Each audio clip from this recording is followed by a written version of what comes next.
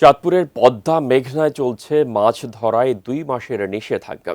30 April পর্যন্ত চলবে এই কার্যক্রম। বাজারে নদীর মাছের জোগান না থাকলেও ক্রেতা চাহিদা পূরণ হচ্ছে চাষের মাছ দিয়ে। চাঁদপুর ওয়্যারলেস বাজার থেকে বিস্তারিত জানাতে সরাসরি যুক্ত হচ্ছেন প্রতিনিধি বিল্লাল ঢালী। বিল্লাল, আমাদেরকে বিস্তারিত জানাবেন। চাঁদপুরের 2 মাসের নিষেধাজ্ঞা চলছে মাছ ধরা মেঘনা এবং পদ্মা নদীতে। মূলত জাটকা ইলিশের যে ছোট ইলিশ জাটকা যাকে বলা হয়, সেই ইলিশ রক্ষায় কিন্তু এই অভিযান চলমান আছে। যেহেতু নদীতে মাছ ধরা বন্ধ, সেহেতু কিন্তু বাজারগুলিতে চাষকৃত যে মাছ আছে, রুই, কাতলা, পাঙ্গাস, এইসব মাছ কিন্তু যোগান বেশ ভালো আছে চাঁদপুরের বাজারগুলিতে।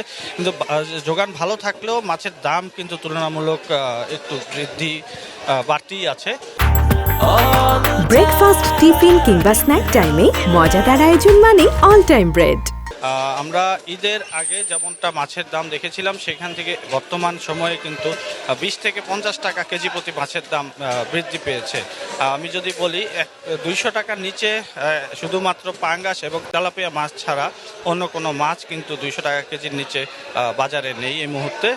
এছাড়াও রুই মাছ, কাতলা মাছ, কার্পু মাছ, পাবদা মাছ, শিং মাছ, এ ধরনের মাছের কিন্তু পর্যাপ্ত যোগান আছে। কিন্তু এই মাছগুলি কেজি প্রতি যেই হিসেব অনুযায়ী এগুলি 200 থেকে 500 টাকা পর্যন্ত কেজি দরে কিন্তু এখানে বিক্রি হচ্ছে।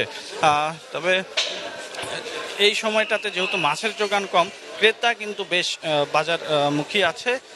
অনেকেই এই দাম বৃদ্ধির কারণে কিন্তু হতাশা প্রকাশ করছেন। তারা মনে করছেন যে মাছের যেহেতু যোগান আছে, এই দামটা আরেকটু কম হলে তাদের ক্রয় সাধ্যের মধ্যে থাকতো।